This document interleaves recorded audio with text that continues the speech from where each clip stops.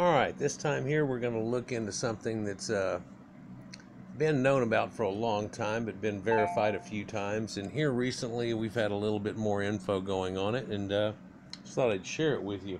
It's the instance of what we call the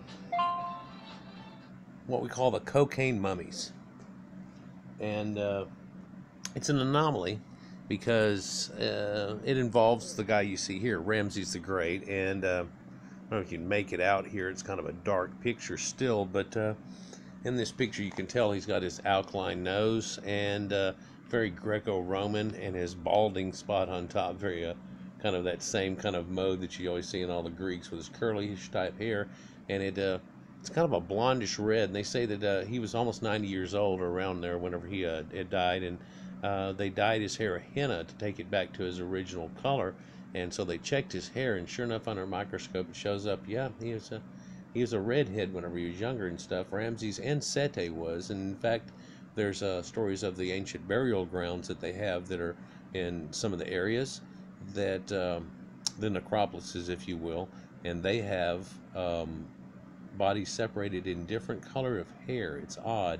They have blonde-haired people in one area, red-headed in another, and all the dark-hairs over in another area, and it's kind of separated in different type of areas and stuff. And they're known that Seti are Sethites, and Seth, the ancient god that they have of it, which correlates to Typhon, if you will. That all goes along with the same idea. So let's look into this mysterious cocaine mummies. Do they prove ancient voyages between Egypt and the Americas? Now, evidence which shows that ancient Egyptians had already crossed the Atlantic 3,000 years ago, long before Columbus in 1492, comes not only from the mimicking of cultural traditions as seen in Peru and the Canary Islands, where the evidence of trepanning and mummification has been found, but from the actual Egyptian mummies themselves. Now, incredibly, in 1976, Dr. Michel Lescott from the Museum of Natural History in Paris received a sample from the mummified remains of Egyptian pharaohs Ramses the Great. And she was given them to study. Using the electron microscope, she discovered grains of tobacco clinging to the fiber of his bandages. In fact, she didn't have to use an electron microscope. They were pretty much visible. They've taken pictures of them and so on, too. And they found other mummies that now have found almost leaves that are inside of there and pieces of it and stuff and everything. It looked like they may have helped to use it for some type of disinfecting properties, and indeed tobacco can be shoved in a wound in some cases and things. But no, these people have high levels in their body. They've been smoking. And one study that they showed out of like 12 people, like 7 of them had smoking levels looked like they were a modern day smoker. And a couple of them were very high, like they were chain smokers, and there was only like 4 of them that weren't out of the group, or 5, I think. Yeah, 5 totally, but one of them was like an infant child that was 3. The other one was 6. There was one that was 12, and he was a smoker, by the way. And then there was only a couple of people that were up in their ages that actually were not smokers in this one group that they had looked at. Now, I think they just decided to make them quit looking at for these type of things because it just rose too many eyebrows and too much questions. So the initial discovery was berated by the authorities of her senior colleagues, and they insisted that she had simply observed a contamination from other modern sources, maybe from some old archaeologist smoking a pipe in the vicinity and whoopsie, or perhaps she had found the traces of a workman's sneeze. Tobacco first came to Europe from South America during the time of Columbus, 2,700 years later, ruling out the possibility of tobacco being present during the reign of Ramses circa 1213 BC. I mean, logic will tell you that right there, that how could they possibly have that? And they've tried, botanists, all kinds of things to find plants that would match up. They would give them a nicotine and things like that to do, and they have found a few small-eyed sources and nothing that really they could have possibly used. It looks very conspicuous, but worse than that, they have found cocaine inside of them.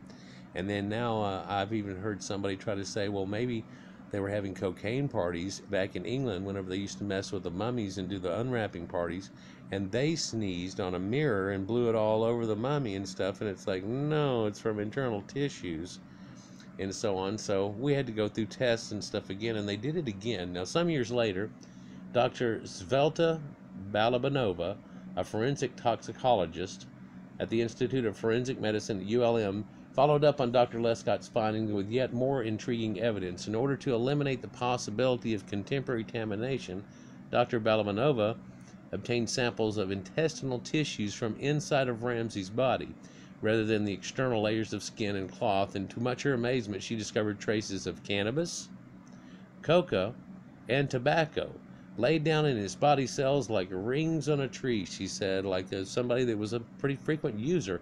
That's what you would find in somebody like that. So it's quite strange. And this is her back in the day, and years before she had found them, I guess. And you can see her working on mummies at the time and stuff.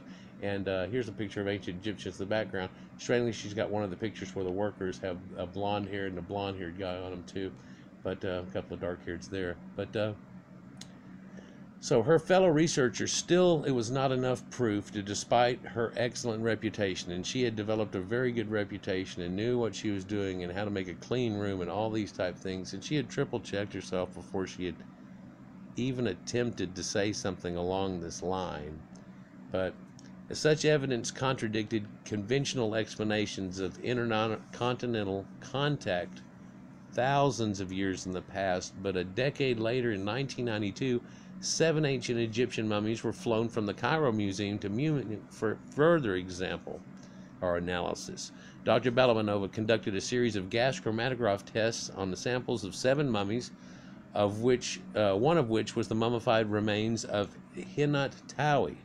She's known as the Lady of the Two Lands, and she's a priestess who lived sometime during the reign of the 21st dynasty, and she has a famous tomb and all this. Anyhow, and so it was around 1000 BC whenever she was active. Each individual revealed the presence of nicotine and cocaine, and both the mummies and the results deemed entirely credible, which is strange. So you look at some of these mummies here and Akhenaten and the things that were going on back then during this time.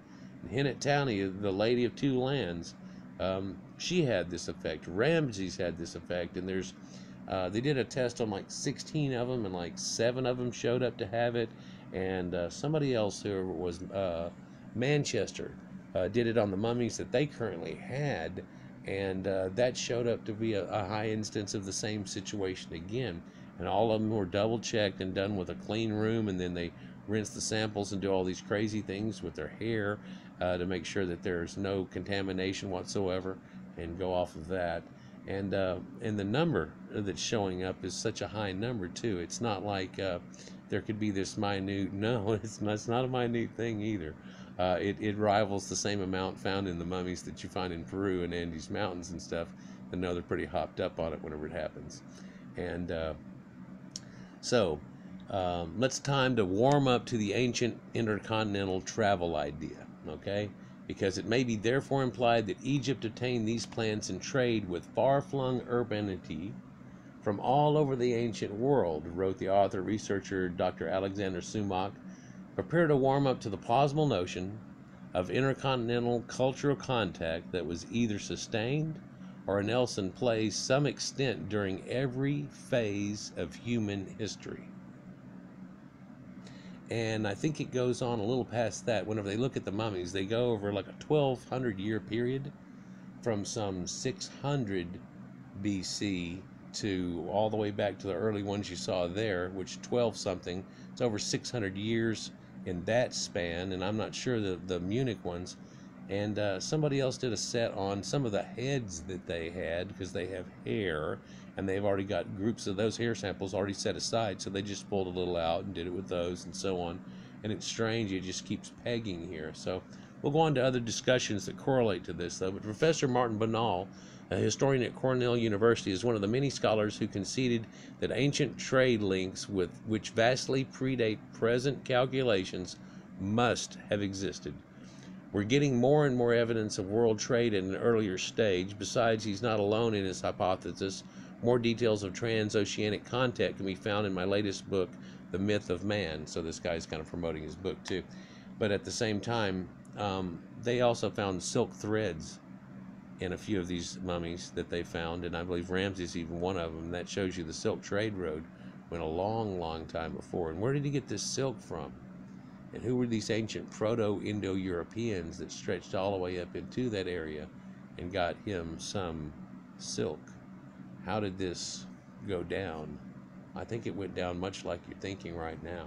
But history tells us that on September 20th, 1519, Ferdinand Magellan set out from the coast of Spain with his expedition, intent on being the first man in recorded history to successfully circumnavigate the globe, or the world, by sea. Despite many sources claiming that he did succeed in that immense task, the truth of this tale states that having become embroiled in a local war, Magellan was killed during a battle in April 27, 1521. Now, according to historical accounts, it was his personal slave, Enrique of Malacca, who ultimately succeeded where his master had failed and managed to navigate the vast ocean the entire way around the rest of the way. Isn't that amazing? So he's Enrique of Malacca. So see if we can find some history on that. But history speaks of many ancient crossings of both the Atlantic and Pacific Oceans long before that, though, in the past, but evidence has come to light which extends the timeline of these activities thousands of years beyond accepted present figures. The Manu people reached Pitcairn Island in ancient times. Pitcairn Island is associated volcanic formation which lies 1,350 miles southeast of Tahiti in the Pacific Ocean, out in the middle of nowhere. It was first officially sighted in 1767. The population of Pitcairn today is made up of descendants from survivors of the 215-ton Royal Navy transport ship, the HMS Bounty, which was the victim of a dramatic mutiny in 1789 by master's mate Fletcher Christian, and I think we might know the story of the mutiny on the Bounty, who ultimately led to his fellow mutineers to the island before disembarking, then burning the famous ship. Here they established what they must have believed to have been the first colony in such a remote spot. But they weren't the first. And here's an artist's rendition of the island and its little mountain peaks and how small the area was and the tropical center of the island and so on that they talked about. Now, a view of Pitcairn Island South Seas area in 1820, a rock inscription written in the Libyan dialect of ancient Egypt was reportedly discovered on Pitcairn Island that read, "Our crew, wrecked in a storm, made land, thank God. We are people from the Manu region. We worship Ra. In accordance with the scripture, we behold the sun and give voice." And is this the tale of the ancient mariner? Is this the shipwrecked sailor? That the story that goes about that actually correlates with Atlantis and things going down and an ancient storm that took over an island and he ended up on this place? Is that got anything to do with it? It talks about this giant storm fire that comes down out of the sky and boom, and something, and it lets you know something had happened that kicked it off. Anyhow, Manu is a highland area of Libya. It's in between Egypt and the Libyan desert right there. And so the question remains, how does such a distant travelers reach these shores in ancient Egyptian times, and why has this particular piece of evidence been ignored ever since? It's because officially no sailors ever crossed the Pacific that far back in history. So everybody wants to try to write it off. Yet here we see an ancient boat. It's a Sumerian Reed Boat, and it's pitched on the tail and pitched on the tip real hard. Got the rudders on it. It's got it, and they have all these that have the ancient sails already in check on them. Before that, it was a planking set that grabbed the wind, and they could directionalize it. Now that was completed in 2008. It was a recreation, though, that sailed the Red Sea to Punt 3,800 years ago by Queen Hatshepsut. It looks like the one that was from that. Now, John L. Sorensen and Carl L. Johansson studied evidence from archaeology, historical and linguistic sources, ancient art, and conventional botanical studies, which revealed conclusive evidence that nearly 100 species of plants, a majority of them cultivars, were present in both eastern and western hemispheres prior to Columbus's first journey to the Americas. And they can't tell you that it connects because of whenever we were hooked it back at Pangea, because that's so far back that the plants that they're talking about don't exist. In fact, the plants don't exist.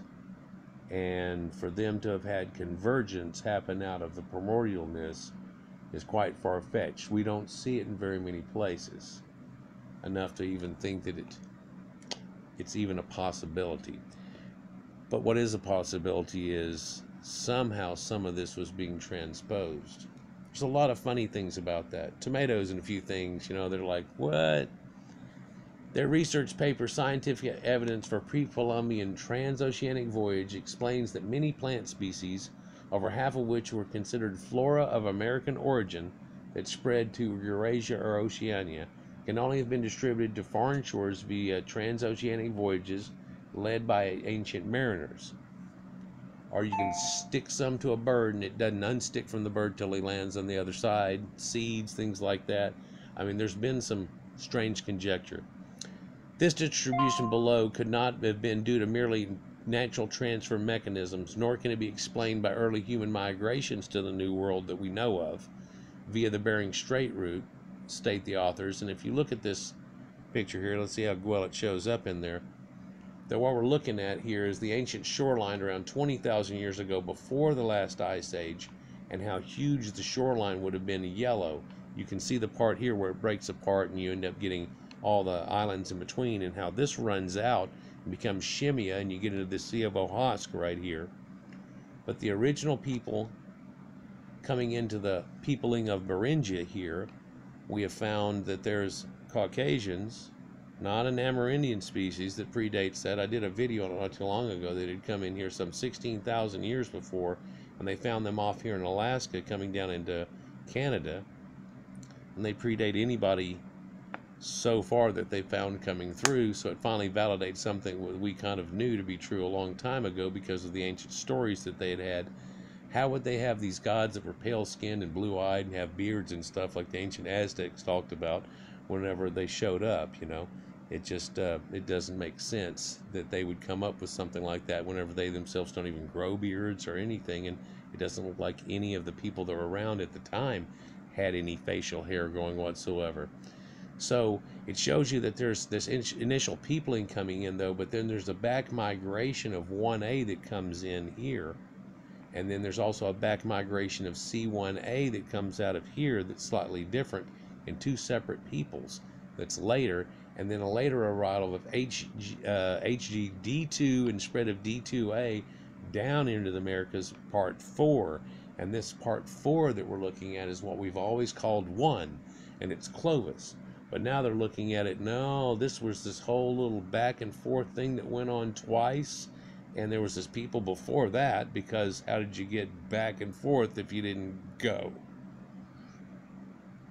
So that's gene flow, though, and that's according to about a 2007 update there. But then now if they added the new one in that I just talked about, they'd have to go, here's that first one, and I want to stress that's not the first one necessarily.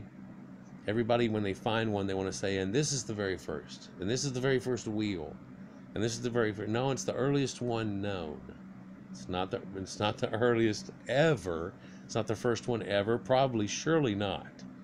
But also, they could go back hundreds of years farther. We've tried to put ourselves in a box by saying this is the earliest. No, this is not the earliest. This is the earliest known currently. You have to go with that type of thing, and it still has prestige.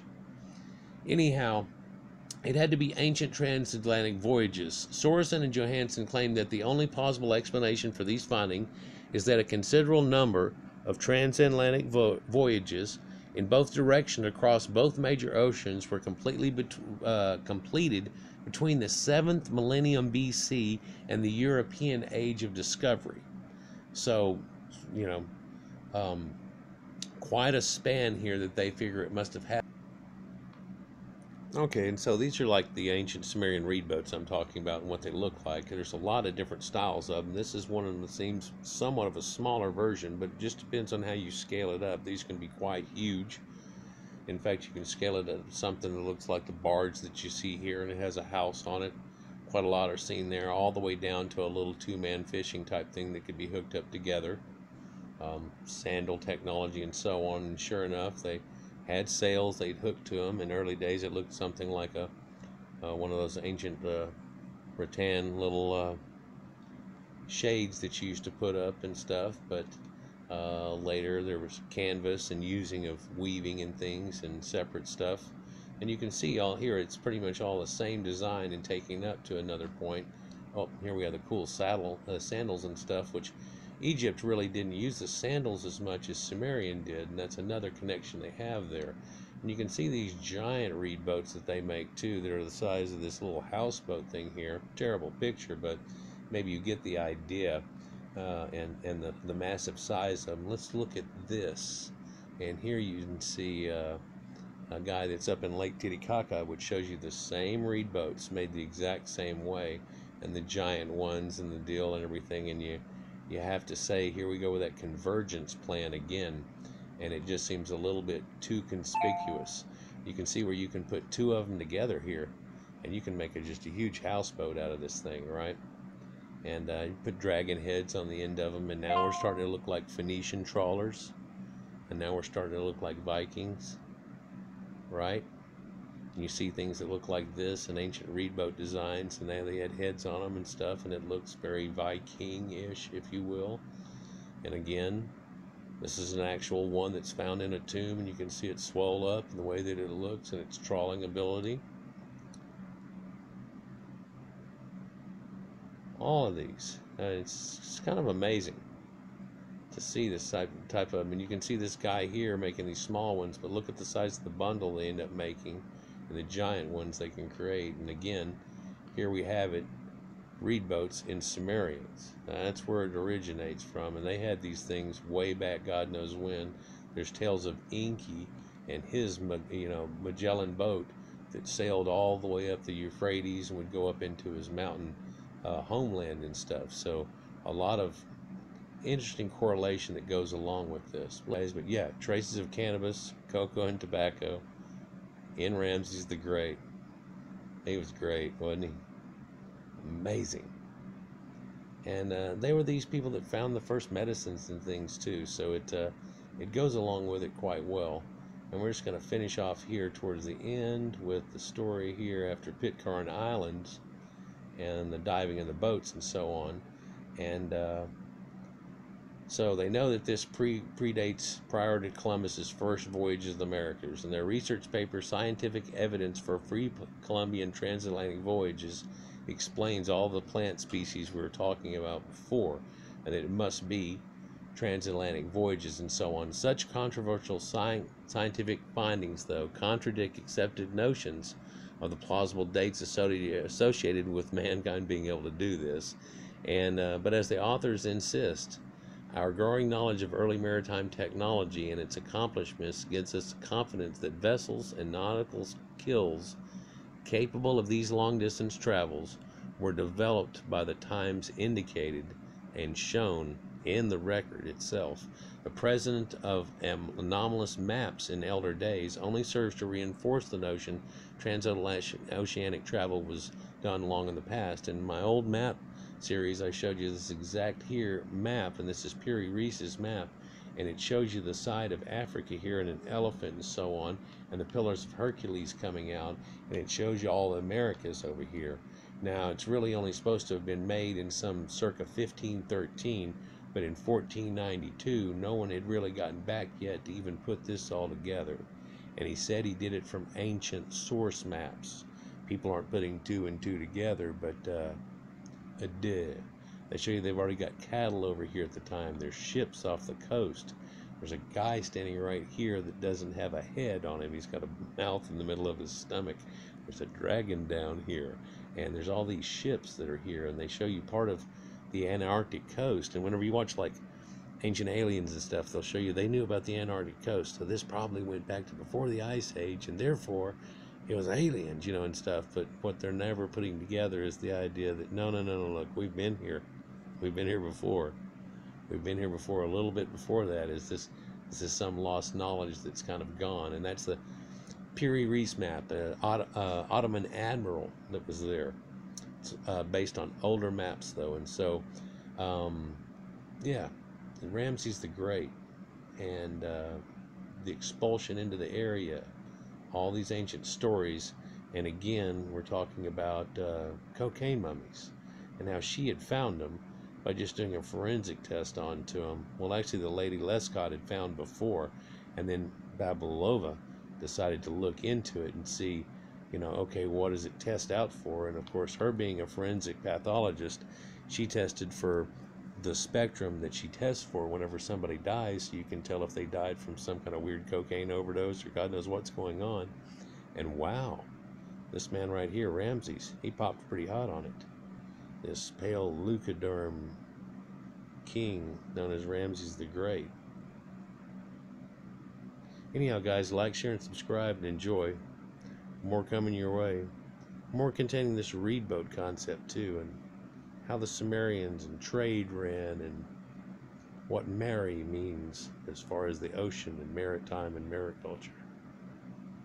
Peace.